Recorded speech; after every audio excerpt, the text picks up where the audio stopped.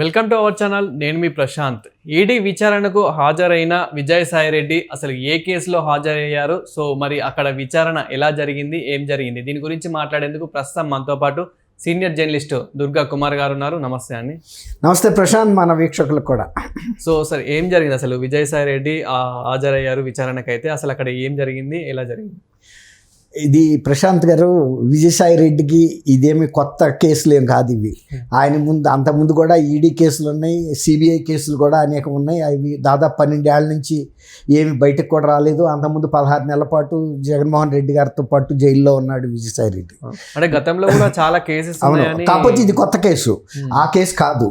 అంటే గతంలో అంత పెద్ద కేసులు ఎదుర్కొన్నాడికి ఇది చిన్న కేసేం కాదు. యాక్చువల్గా ఒక సీ పోర్ట్నే, తర్వాత ఒక సెజ్ని, అక్కడ కేవీ రావు అని ఒక ఆయన కాకినాడ సీపోర్టు చైర్మన్ నుంచి 3,600 కోట్ల రూపాయలు విలువ చేసే షేర్లని వీళ్ళు 500 కోట్ల లోపు చెల్లించేసి అన్నిటి మీద బలవంతంగా సంతకాలు చేయించేసుకున్నారు.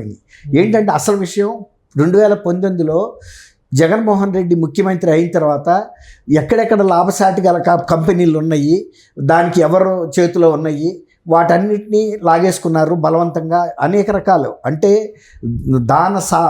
సామదాన భేద దండోపాయాలు అంటారు చూసారా, పంచతంత్రంలో అన్ని రకాల ఉపాయాలతో చేసేసుకున్నారు. ఇక్కడ దండోపాయమే వాడారు. కాకినాడ సీపోర్ట్లోను, కాకినాడ సెజ్. అయితే ఈ సెజ్లో కేవీ రావు అని ఆయన దానికి చైర్మన్గా ఉన్నాడు. అప్పుడు ఈ వైవి సుబ్బారెడ్డి ఉన్నాడు కదా, ఫార్మర్ చైర్మన్ టీటీడీ, ఆయన జగన్మోహన్ రెడ్డి గారికి సొంత బాబాయ్ కూడా. అయితే అతను వాళ్ళ అబ్బాయి విక్రాంత్ రెడ్డిని ఇందులో ఉపయోగించారు. ఆయన్ని పంపించి బెదిరించారు.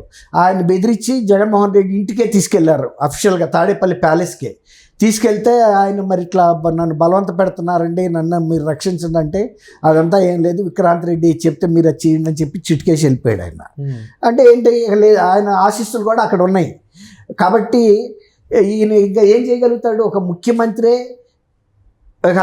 అతను చెప్పినట్టు చేయమంటే ఇంకా చెప్పుకోవటానికి ఏముంది? కంచె చేను మేస్తే ఇంకెవరికి వెళ్ళి చెప్పుకుంటుంది చేను? కంచి ఉండదు కాపాడటానికి, కంచి కూడా ఇతర గొడ్లతో పాటు వచ్చి అది కూడా మేసేసినట్టు అయిపోయింది ఇప్పుడు. దాంతో వీళ్ళు ఒక మినిమం 500 కోట్లు ఒక దానంగా ఇచ్చినట్టుగా ఇచ్చి, నువ్వు కనుక ఎక్కడన్నా ఫిర్యాదు చేసినా ఏది చేసినా నువ్వు బతకవు అనే బెదిరించేస్తే ఆయన గుట్టుసప్పుడు కాకుండా అమెరికా వెళ్ళిపోయాడు. ఇప్పుడు కాదంబరి జత్వాని కేసు లాగానే ఇప్పుడు ఇతను బయటకు వచ్చాడు, ఇదిగో నన్ను ఇలా చేశారు అని. ఇప్పుడు అవన్నీ తీసి బయటికి తవ్వి ఏపీసీఐడి వాళ్ళు కేసు ఫైల్ చేశారు.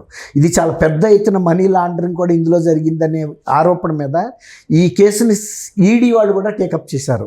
ఎందుకంటే ఒక సీపోర్ట్ను కానీ, అక్కడున్న కొన్ని వేల ఎకరాల సెజ్ కానీ, ఇది తర్వాత ఇందులో అరవిందో డైరెక్టర్ శరత్చంద్రారెడ్డి అనుకుంటా ఆయన పేరు, ఆయన కూడా ఉన్నాడు. శరత్చంద్రారెడ్డి అంటే ఎవరో కాదు, ఇతను విజయసాయి రెడ్డి అల్లుడికి స్వయంగా అన్న అరవిందో ఫార్మాకి. అసలు యాక్చువల్గా వాళ్ళకి పోర్టులతో సంబంధం లేదు, వాళ్ళు అంతకుముందు ఫార్మా కంపెనీ మాత్రమే. ఆ తర్వాత ఎప్పుడైతే అధికారంలోకి వచ్చారో వీళ్ళు అన్ని రకాల వ్యాపారాల్లోకి, రియల్ ఎస్టేట్లోకి కూడా దిగారు. ఇక్కడ మాదాపూర్ దగ్గర వాళ్ళు ఏదో పెద్ద టవర్స్ కడితే కూడా ఆంధ్ర నుంచి విపరీతమైన ఇసుకను అక్రమంగా తరలించి కూడా పెద్ద పర్వతాలలాగా పోసేశారు. అట్లా అన్ని రకాలుగా అన్ని చోట్ల వీళ్ళు ఎక్కడ కంపెనీ ఇది లాభసాటిగా నడుస్తుంది. ప్రతి సంవత్సరము దాదాపు ఒక 250-300 కోట్ల రూపాయలు నికర ఆదాయం సంపాదించగలిగినటువంటి పోర్టు స్థాయికి ఎదిగింది అది. కాబట్టి అదొకటి. తర్వాత వీళ్ళ సొంత చేతిలో కనుక పోర్ట్ ఉంటే కొన్ని అక్రమ వ్యాపారాలు చేయటానికి, ఇప్పుడు సపోజ్ బియ్యమే ఉంది, ఇప్పుడు ఆ బియ్యాన్ని కూడా వీళ్ళు అక్రమంగా వీళ్ళే తీసుకుంటారు, ఇంకా ఎవరినో చేయనివారు. ఎందుకంటే పోర్టే మంది కాబట్టి ఇట్లాంటివి చేసుకోవడానికి. అట్లాగే డ్రగ్స్ కానీ ఇంకా ఏదైనా చేసుకోవచ్చు. ఒక్కసారి పోర్ట్ మన ప్రైవేట్ ఒక ఆధీనంలోకి వెళ్ళిపోయిన తర్వాత వాళ్ళకి ఖచ్చితంగా సేవ్ ఉంటుంది అక్కడ.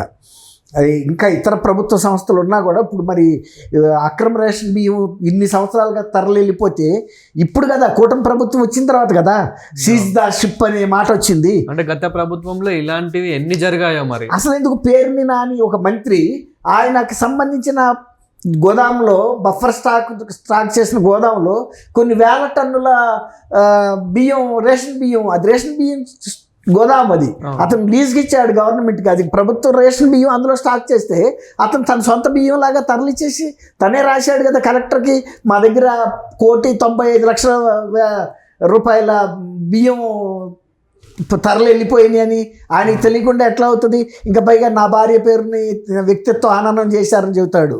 ఆమె పేరు జయసుధ, ఆమె పేరు మీదే ఉన్నాయి గోదాములు. మరి అట్లాంటప్పుడు ఆమె పేరే కదా బయటకు వస్తుంది, ఫలానా జయసుధకు సంబంధించిన గోదాములు అంటారు, కానీ పేరుని నాని అని అనలేరు కదా. చేసింది ఈయన చేసి ఉంటాడు అక్రమం. అట్లా ఇవి అన్నీ కూడా ఎట్లా ఉంటాయంటే, ఇప్పుడు దానికి సంబంధించి వాళ్ళు ఈడీ నోటీస్ ఇచ్చారు గతంలో కూడా విజయసాయి రెడ్డికి. అయితే అప్పుడు ఆయన ఏం చెప్పాడంటే, నేను పార్లమెంట్ సమావేశాల్లో ఉన్నా కాబట్టి, ఒక ఎంపీగా కూడా ఉన్నాడు కదా, అప్పుడు నేను పార్లమెంట్ సమావేశాల్లో ఉన్నాను తప్పించుకున్నాడు. ఇవాళ హాజరవుతాడు. హాజరైనప్పుడు వాళ్ళు ఖచ్చితంగా ఎన్ని ప్రశ్నలు అడుగుతారు. మీరు ఎలా దీన్ని తీసుకోగలిగారు? ఈ శరత్చంద్రారెడ్డి ఎవరు? మీకు ఏమైనా బంధుత్వం ఉందా? ఈ విక్రాంత్ రెడ్డి, వైవి విక్రాంత్ రెడ్డి అంటే వైవి సుబ్బారెడ్డి గారు అబ్బాయి, వీళ్ళు ఏంటి? ఇవన్నీ కూడా వస్తాయి. గతంలో మీరు అంతకుముందు మీరు ఈడీ కేసుల్లో ఈ కేసుల్లో కూడా ఉన్నారు కదా, ముద్దాయిగా ఉన్నాను, మరి ఇక్కడ ఇంత మనీ లాండరింగ్ జరిగినట్టు కనబడుతుంది అని ఈయనకున్న కనెక్షన్స్, తర్వాత కొన్ని వాళ్ళు ఈడీ వాళ్ళు టెలిఫోనిక్ సంభాషణలు ఆ టైంలో జరిగినవి కూడా తీసి ఇవన్నీ వాళ్ళ ముందు పెడతారు. గూగుల్ టేక్అవుట్ లాగా అంటే టెక్నికల్ ఎవిడెన్సెస్ కొన్ని సంపాదిస్తారు వాళ్ళు. సిఐడి వాళ్ళు సంపాదిస్తారు, ఈడీ వాళ్ళు కూడా సంపాదిస్తారు. ఇప్పుడు క్రైమ్ చేసినంత ఈజీ కాదు క్రైమ్ నుంచి తప్పించుకోవటం.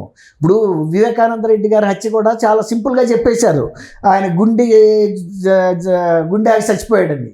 కానీ ఇవాళకి అది కడుక్కోవటానికి వీలవట్లేదు కదా, గుండె ఆగి చచ్చిపోవాలి ఆయన. ఆ కేసుని బయటికి రానివ్వకుండా ఎంత తాపత్రయపడుతున్నారు వీళ్ళు. ఈయన కూడా చెప్పాడు ఆయన గుండె జబ్బుతో చనిపోయాడని. విజయసాయి రెడ్డికి ఎవరు చెప్పారు? ఇప్పుడు ఇవన్నీ కూడా క్రైమ్ చేయటం చాలా తేలిక, క్రైమ్ నుంచి బయటపడటం చాలా కష్టం. అట్లాగే ఇవాళ ఒక అంత పెద్ద షిప్ సీపోర్ట్ని బినామీలతో అంటే బలవంతంగా రాయించుకుంటే ఎన్ని ఫార్మాలిటీస్ అవ్వాలి. ఇప్పుడు స్టాక్ ఎక్స్చేంజ్కి సంబంధించిన వాళ్ళు కానీ, కంపెనీస్ రిజిస్ట్రేషన్ ఆఫ్ కంపెనీస్ వాళ్ళు కానీ ఇవన్నీ కూడా బయటకు వస్తాయి కొన్ని ఎవిడెన్సెస్. వీళ్ళు ఎంత బలవంతంగా చేయించుకున్నా కూడా ట్రాన్సాక్షన్ దాని వాల్యుయేషన్ కట్టిస్తారు కదా, కట్టించినప్పుడు మీరు ఇచ్చింది ఎంత, దీని వాల్యుయేషన్ ఎంతేనా, మీరు అధికారంలో ఉన్నారు కాబట్టి వాళ్ళతో ఇదిగో ఈ రకంగా చేయించుకున్నారు అనేది ఫోన్లు చేసిన సందర్భాలు కూడా కనబడతాయి కదా. ఇక్కడ తీగలావుతే దొంగంతా కదులుతుంది. అది జగన్మోహన్ రెడ్డి గారి దగ్గరికి వెళ్ళిన ఆశ్చర్యం లేదు, ఎందుకంటే జగన్మోహన్ రెడ్డి గారు ముందే